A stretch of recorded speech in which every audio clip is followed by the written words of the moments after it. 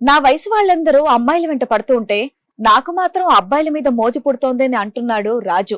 నా స్వార్థం కోసం ఒక అమ్మాయి జీవితాన్ని పాడు చేశానని చెప్పేసి బాధపడుతున్నాడు. ఈ రోజు మీరిచ్చేటటువంటి తీర్పు నాలాంటి ఎంతో మందికి కూడా ఉపయోగపడాలని చెప్పేసి కోరుకుంటున్నాడు. ఓకే, ఇక్కడ ఏ సమస్యతో వచ్చారండి మీరు? నేను కొంచెం గేన్ మేడం. మీరు గే.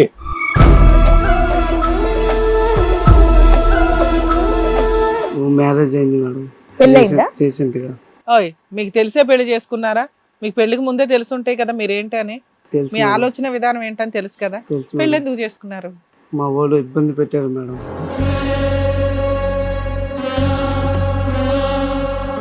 కట్నం తీసుకున్నారా? తీసుకున్నాం మేడం.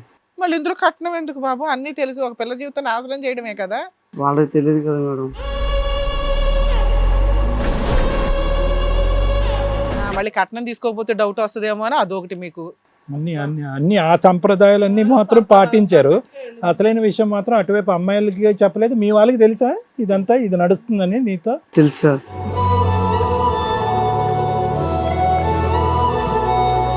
నాన్న, మీకు బాయ్ ఫ్రెండ్ ఉన్నాడా? ఉన్నాడు మేడం. అక్కడ కూడా పెళ్లి అయిందా?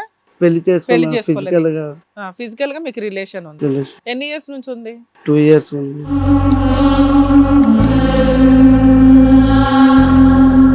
ఇంటర్లోకి రాగానే కుర్రోడు పరిచయం వినేది అనే అబ్బాయి, వాడితో ఫిజికల్ గా కలడం స్టార్ట్ అబ్బాయి చేశాను. కూడా గేనేనా? అబ్బాయి గే కాదు మేడం, నార్మల్ పర్సన్. ఆ అబ్బాయిని కోరుకున్నట్టు ఫస్ట్ నువ్వు ప్రపోజ్ చేసావా, అతను నీకు ప్రపోజ్ చేశాడా? నేనే ప్రపోజ్. నువ్వే ప్రపోజ్ చేసావు. ఆ అబ్బాయి రెజిస్ట్ చేశాడా, వెంటనే అంగీకరించాడా? వెంటనే ముందే అంగీకరించలేదు సార్. నేనే కొంచెం ఎంతకాలం మీ ఫిజికల్ రిలేషన్షిప్ ఎంతకాలం నడిచి? 2 years ఉంది. ఇప్పుడు ఏంటంటే ఇప్పుడు అది ఒకటి అయిపోయింది కాబట్టి ఇంకా ఇది నీకు ముందే తెలుసు. ఆ అమ్మాయిని శారీరకంగా సుఖపెట్టకపోతే ఆ అమ్మాయి నీకు మొట్టి గుడ్ బై చెప్తుంది అని చెప్పి తెలీదా నీకు? చెప్పు. ప్రిపేర్ అయ్యే పెళ్లి చేసుకుని ఉంటావు కదా. హ్యాపీగా ఉందాం అనుకున్న టైంలోని ఫస్ట్ నైట్ రోజు నుంచి ఆయన ప్రవర్తన అసలు మంచిగా లేదు. అంటే ఏం చేశాడు? అసలు టచ్ అయినవ్వట్లేదు, ముట్టినవ్వట్లేదు. అసలు ఆయన వస్తువులు కానీ ఆయన కన్నా అసలు టచ్ అయినవ్వట్లేదు.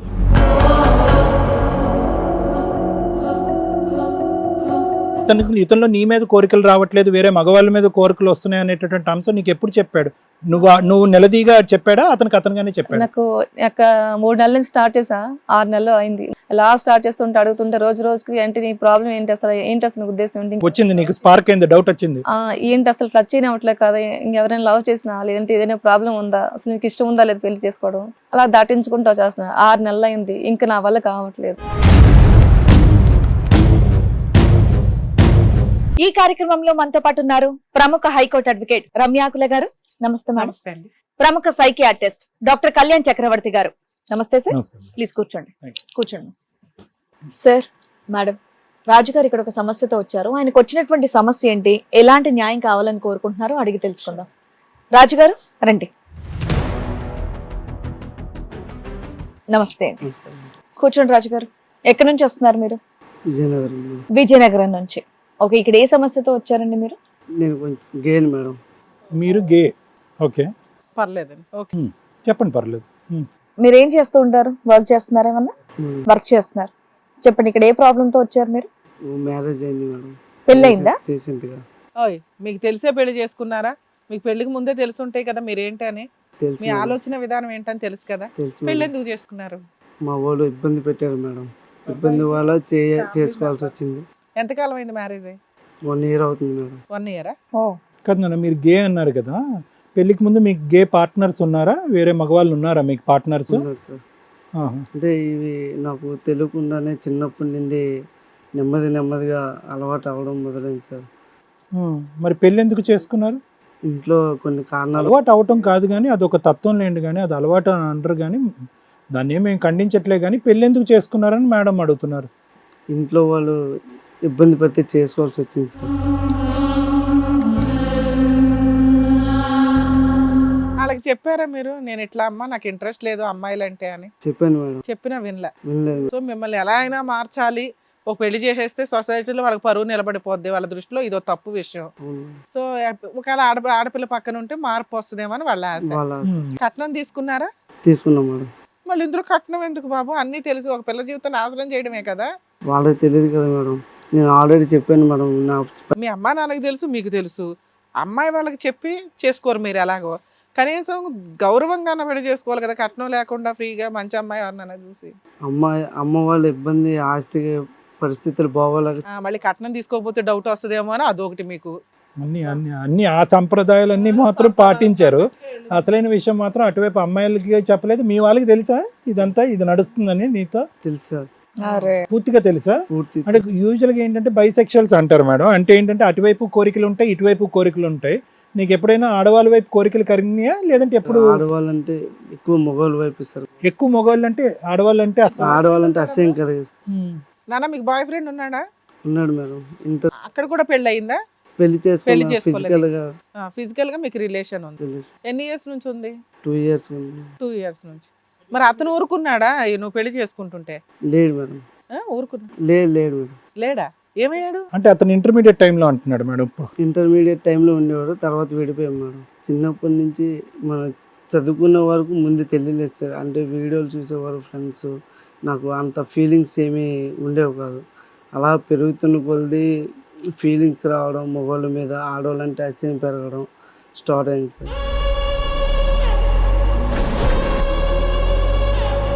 ఇంటర్లోకి రాగానే కుర్రోడు పరిచయం అయ్యాడు, వినోద్ అనే అబ్బాయి. వాడితో ఫిజికల్గా కలడం స్టార్ట్ అబ్బాయి చేశాను. కూడా గేనేనా? అబ్బాయి గే కాదు మేడం, నార్మల్ పర్సన్. మరి ఆ అబ్బాయి నీతో ఎందుకు కమిట్ అయ్యాడు? బైసెక్షువల్ అంటే సెలక్షన్ వల్ల. అసలు మీ ఇద్దరికి ఎలా తెలిసింది అతను ఎలాంటి వ్యక్తి అని? క్లాస్మేట్స్ అంటే బోల్డ్ మంది ఉంటారు కదా, అవును మేడం. ఇతనికి నువ్వు ఎట్లా అట్రాక్ట్ అయ్యావు, నువ్వు ఇలాంటి వాడని అతనికి ఎలా ఆ తెలిసింది? అబ్బాయికి ఎలా తెలిసిందంటే, ముందు నేను నా నడక పరిస్థితి, నేను వేసుకున్న డ్రెస్, బాడీ లాంగ్వేజ్ బాడీ బట్టి లాంగ్వేజ్ తో తెలిసిపోయింది. అతను కూడా అలాగే ఉంటాడా? అతను అలా ఉండేవాడు. కాదు కదా, మరి అతనికి అతని మీద నాకు ఫీలింగ్స్ కలిగాయి. ఓకే, మీకు అట్రాక్ట్ అనేది తెలిసిపోద్ది సహజంగానే, అలాంటి వాళ్ళ మీద మీకు అట్రాక్షన్ వస్తుంది. ఓకే, కానీ నువ్వు ఆ అబ్బాయిని కోరుకున్నట్టు ఫస్ట్ నువ్వు ప్రపోజ్ చేసావా, అతను నీకు ప్రపోజ్ చేశాడా? నేనే ప్రపోజ్. నువ్వే ప్రపోజ్ చేసావు. ఆ అబ్బాయి రెజిస్ట్ చేశాడా, వెంటనే అంగీకరించాడా? వెంటనే ముందే అంగీకరించలేదు సార్. నేనే కొంచెం ఎంతకాలం మీ ఫిజికల్ రిలేషన్షిప్ ఎంతకాలం నడిచింది? 2 years ఉంది. ఫస్ట్ టైమా అది నీ ఎక్స్పీరియన్స్? అవును సార్. తర్వాత మార్చుకోవాలని అనుకున్నావు, ఇదేంటి నేను తప్పు చేస్తానని ఫీల్ అయ్యావు, అదే కరెక్ట్ అనుకున్నావు, చేస్తానని ఫీల్ అయ్యాను కానీ మార్చుకోలేకపోయింది. సార్. తర్వాత అదే పార్ట్నర్స్ ఆడవాళ్ళంటే ఇంకా చిరాకు పెరుగుతుంది, అబ్బాయిలంటే ఫిజికల్ కలాలనే ఆతురత ఎక్కువ.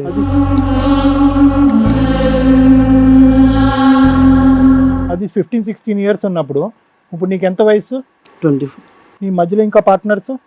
పార్ట్నర్స్ జాబ్ చేస్తున్నప్పుడు ఒక అతను మళ్ళీ ఫిజికల్గా అతనితో అన్ని ఇవన్నీ కంటిన్యూడ్ రిలేషన్షిప్స్, టెంపరీ రిలేషన్షిప్స్, అంటే సెక్షువల్ గా ఒకటే? సెక్చువల్గా ఒకసారి. ఓకే. అంటే మీరు ఎవరిని ఒకళ్ళని పర్మనెంట్ గా మ్యారేజ్ చేసుకోవాలని అనుకోలేదా? అట్లా ఎవరు దొరకలేదా? ఎవరు చేసుకోవాలనుకుంటారు మేడం? ఓన్లీ ఫిజికల్ నీడ్స్ కోసం మీరు ఫ్రెండ్షిప్ కంటిన్యూ చేసుకుంటూ వచ్చారు. అంతవరకు బానే ఉంది, కానీ పెళ్ళెందుకు చేసుకున్నావు? ఇంట్లో వాళ్ళు నేను చెప్పాను సార్ అప్పటికి. ఇంట్లో వాళ్ళ సంగతి వదిలేసే, వేరే ఆడపిల్లల జీవితం ఎందుకు నాశనం చేసావని అడుగుతున్నారు. ఇది చేయాల్సి వచ్చింది సార్. మరి సరే, నాశనం చేసేసావు, ఇక్కడికి ఎందుకు వచ్చావు? ఇలా కంటిన్యూ అయిపోతే పోయేది, వాళ్ళు ఊరుకోవట్లేదా? ఆ అమ్మాయికి తెలిసిపోయింది మేడం. ఎన్ని రోజులకు తెలిసింది? 1 year పట్టిందా తిరిగిడానికి? 6 months. 6 months బ్యాకే తెలిసింది. 6 months కవర్ చేసావు మొత్తానికి, దూరంగా ఉంచి ఎలా ఉంచాలి అని. ఫస్ట్ నైట్ రోజు కలుద్దామన్న తర్వాత నేను కవర్ చేశాను, వద్దు. అలా 6 months కవర్ చేసుకుంటూ వచ్చావు. 6 months కవర్ ఆ చేశాను. అమ్మాయికి అసలు డౌట్ రాలేదా? నీ నడక, నీ ప్రవర్తన ఇవన్నీ ఏమి వచ్చిందా, అడిగిందా? డౌట్ వచ్చిన వల్ల గొడవ పెరిగింది. క్లారిటీ తీసుకున్నారు ఇంకా గట్టి. మీరు జాబ్ ఎంత శాలరీ వస్తుంది? నాకు 1 lakh. 1 lakh వస్తుంది. సో ఈ జాబ్ అట్రాక్షన్ వల్ల నువ్వు నీ ఫిజికల్ అపీరెన్స్ అనేది కొంత పెద్దగా అలా పట్టించుకోవాలి. ఓకే, పెళ్లి చేసుకున్నాక అన్ని ఇదైపోతాయిలే అనుకున్నారు వాళ్ళు. మొట్టికే మొట్టిందా? తర్వాత ఆ అమ్మాయి ఏమంది ఇప్పుడు? వాళ్ళ పేరెంట్స్ కి చెప్పిందా? పెద్దల పంచాయతీ విడాకులు కావాలని చెప్పి అడుగుతుంది సార్. మరి అయిపోద్ది కదా. మీరు చక్కగా చదువుకున్నారు, జాబ్ చేస్తున్నారు, ఇంట్లో వాళ్ళకి చెప్పాలి కదండి మీరు కూడా. ఆ అమ్మాయి కూడా ఎంత బాధపడుతుంది చెప్పండి. తన వర్షన్ కూడా ఆలోచించాలిగా.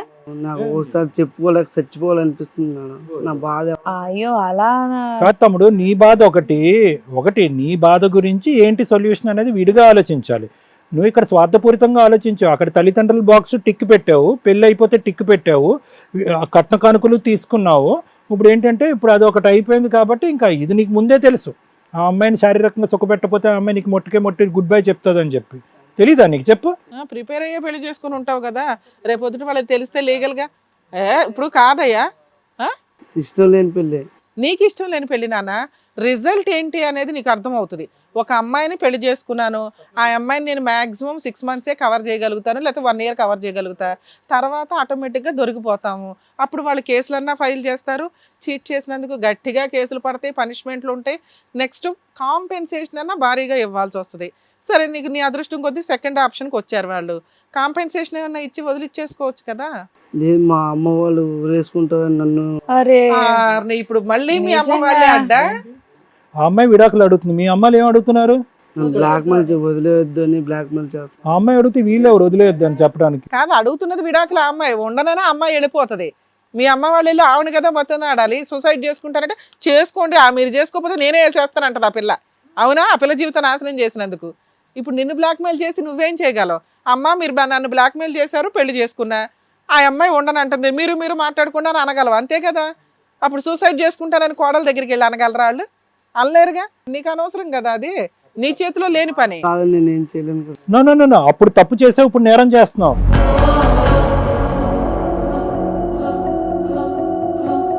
అసలు ఏమది నాటకాలా? అప్పుడు తప్పు చేసావు, ఇప్పుడు నేరం చేస్తున్నావు. వాళ్ళు కాదని ఏంటి? ఆ అమ్మాయి జీవితం, ఆ అమ్మాయి జీవితం. ఏమ్మా, ఒకటి నువ్వు గే అనేది తప్పు కాదు, చక్కగా చదువుకున్నావు, మంచి జాబ్ చేస్తున్నావు, నెలకు 1,00,000 రూపాయలు సంపాదించుకుంటున్నావు, నువ్వు గట్టిగా మాట్లాడలేవా? అలా తప్పే ఉంది. ఇప్పుడు ఆ అమ్మాయి జీవితం ఎందుకు నాశనం చేయడం చెప్పు? నీకేదైనా ప్రాబ్లం ఉంటే నువ్వు సొల్యూషన్ సార్ అన్నట్టు ఏదైనా వెళ్ళి వేరే సొల్యూషన్ చూసుకో. వీధి పాలు అవుతామని మేము. వీధి పాలు అవ్వడం తప్పే ఉంది, అందులో తప్పే ఉంది. ఇది గట్టిగా మాట్లాడు. చదువుకున్న వాళ్ళు ఎవరు వచ్చి మాట్లాడారంటే వాళ్ళకి ఏమన్నా చెప్తారు. నువ్వు చదువుకున్నోడివి, అన్ని తెలుసు, బయట సమాజంలో బ్రతుకుతున్నావు కదా. తెలిసిందే కదా మేడం, బయట మేము తిరిగితే మా గురించి ఎలా అమ్మ, మాట్లాడతారు. ఇప్పుడు ఈ కేసులో నీకు బయటికి వెళ్ళి తెలుస్తుంది అని నువ్వు ఎలా అనుకుంటున్నావు? మ్యూచువల్ డైవర్స్, భార్యాభర్తలకు వర్కౌట్ అవ్వలేదు, వాళ్ళు చెప్పుకుంటారు, నువ్వు చెప్పుకునేది నువ్వు చెప్తావు రీజన్. కాంపెన్సేషన్ ఇస్తా, వదిలించుకుంటే ఎవరికి టమ్క్ వేయాలి? మీరు కోర్టుల చుట్టూ తిరిగితే కదా టమ్క్ నడుస్తుంది, తెలిసిపోద్ది జనాలకి. ఆవిడ రీజన్ తోటి వేస్తుంది కేసులు. మ్యూచువల్ అయితే ఏమి రీజన్స్ ఉండవు, ఇద్దరికి మిస్అండర్స్టాండింగ్స్ వల్ల మ్యూచువల్ డైవర్స్ అయినాయి అన్నట్టు ఉంటుంది. ఆ జ్ఞానం లేదా మీ అమ్మా నాన్నకి? ఇప్పటికైనా బయటకు తెలియకూడదు అనేటటువంటి వాదన వినిపించుకు. నీ జీవితంలో ఎప్పటికైనా ఇది బయటకు వచ్చేది. నువ్వు వేసుకున్నటువంటి బట్టలు ఎలాగో నువ్వు కోరుకునేటటువంటి కోరిక కూడా అలాంటిది. అది నీ జీవితంలో ఒక భాగం, దాన్ని మార్పు గిరుపు ఏమీ చేయలేం. అర్థమైందా? ఎంతకాలం ఇలా దాగుడు మూతలు ఆడతావు? నువ్వు ఇలా దాగుడు మూతలు ఆడితే కనుక ఇక్కడ కట్ చేస్తారు, రేపొద్దున ఇంకో బక్రాన్ని తీసుకొస్తారు, ఒక అమ్మాయిని తీసుకొస్తారు, మళ్ళీ కూర్చోపెడతారు. లేదురా మేము ఊరేసుకుని చచ్చిపోతానరా అంటారు. అమ్మ నాన్న కుటుంబ పరువు అని చెప్పి మళ్ళీ నువ్వు చేసుకుంటావు. ఇది బయటకు రావాలి, నువ్వు గర్జించాలి, ఇది నా తత్వం అని చెప్పాలి. నా తత్వాన్ని నేను యాక్సెప్ట్ చేసినట్టుగా సమాజంలో మీరు అందరూ యాక్సెప్ట్ చేయాలంటారు. పెళ్ళి అవుతుందా లేదా, వేరే ఆడపిల్ల ఒక కోడలుగా మీ ఇంటికి వస్తుందా లేదా, మీ అమ్మాలు ఏదో చేసుకుంటారు లేదా అనేది సెకండరీ. నువ్వు ఇప్పటికైనా గట్టిగా మాట్లాడకపోతే ఎలాగా? అందరినీ సాటిస్ఫై చేసేస్తా ఉంటావు, ఆడపిల్లలు నాశనం చేస్తావు.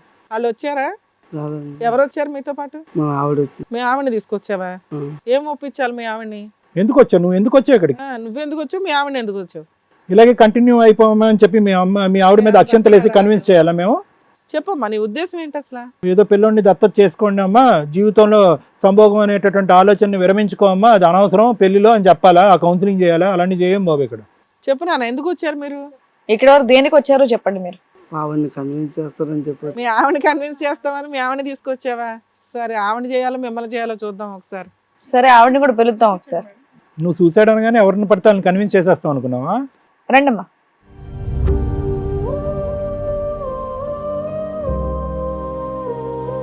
నమస్తే, కూర్చోండి. మీ పేరు? నా పేరు విజయ అండి.